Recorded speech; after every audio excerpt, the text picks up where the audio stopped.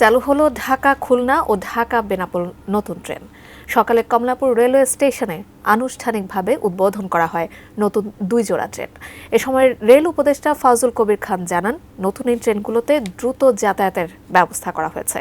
এতে খুলনা ও বেনাপোলগামী যাত্রীদের যাত্রা আরও সুগম হবে। এর আগে ভোর 6টায় প্রথম ট্রেন জাহানাবাদ এক্সপ্রেস খুলনা থেকে ছেড়ে আসে। ট্রেনটি ঢাকায় পৌঁছে পৌনে 11টায়।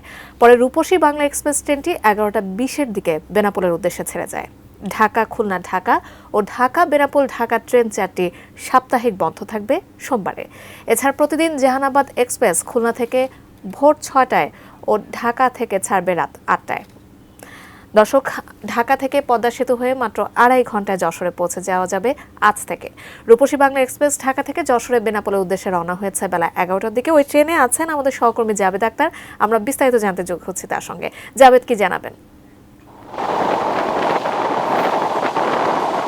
আমি এই মুহূর্তে আছি রূপসী বাংলা এক্সপ্রেস। এটি কমলাপুর রেল স্টেশন থেকে পৌনে 11টায় ছাড়ার কথা ছিল, কিন্তু আজকে যেহেতু প্রথম দিন উদ্বোধন হয়েছে সে কারণে একটু দেরি হয়েছে। এটি 11টা 10-এর দিকে এই ট্রেনটি ছেড়েছে।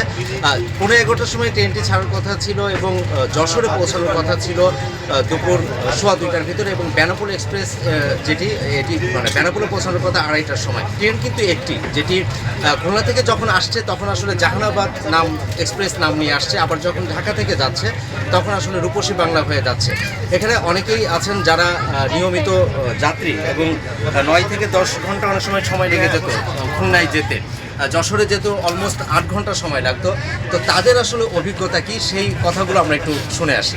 9-10 ঘন্টায়ও বাসে যাওয়া যেত না, কারণ ওই যখন ফেরি পারাপার হইতো তখন যাচ্ছে ফেরি কুয়াশা পড়লে আর ফেরি চলতো না, এক জায়গাতেই বসে থাকতে হতো একদিন। তো যাই হোক, যশোরবাসীর জন্য এটা অবশ্যই অনেক অনেক আনন্দের ব্যাপার যে মাত্র 2 ঘন্টা 29 মিনিটে আমরা যশোর চলে যাব। নতুন একটা ট্রেন যাচ্ছে, আমরা কম সময়ের ভেতরে পৌঁছাতে পারবো, এটা অনেক আমাদের জন্য অনেকটা ভালো একটা পাওয়া। এটা আসলে প্রায় 59,000 কোটি টাকার একটা প্রজেক্ট। এই প্রজেক্ট থেকে যদি আমাদের কোনো আউটপুট পেতে হয় তাহলে আসলে একটা ট্রেন দিয়ে এটা সম্ভব না। মিনিমাম 3টা 6টা ট্রেন থাকলে হয়তো কিছুটা আসতে পারে। আমরা শুনছিলাম সাধারণ মানুষ যারা এই পথে যাতায়াত করেন, যারা যশোরে বা খুলনার গন্তব্যে নিয়মিত যান, তাদের কথাগুলো। এই যে 49,000 কোটি টাকার একটি প্রকল্প, এই প্রকল্পে যেন সত্যিকার অর্থে আউটপুট পাওয়া যায়, সেজন্য তাদের দাবি হচ্ছে যাতে একদিনের ভিতরে খুলনা থেকে বা যশোর থেকে ঢাকাতে এসে অনেকে কাজ শেষ করে যেন আবার ফিরে যেতে পারেন। সেই কারণে এই যে বহর যেটি পদ্মা সেতু হয়ে যাচ্ছে, সেই বহরে যেন ট্রেনের সংখ্যাটি বাড়ানো হয়, তাহলে হয়তো এই অঞ্চলে যে সমস্ত মানুষগুলো যাতায়াত করছেন তাদের জন্য আরও বেশি সুফল বয়ে আনবে।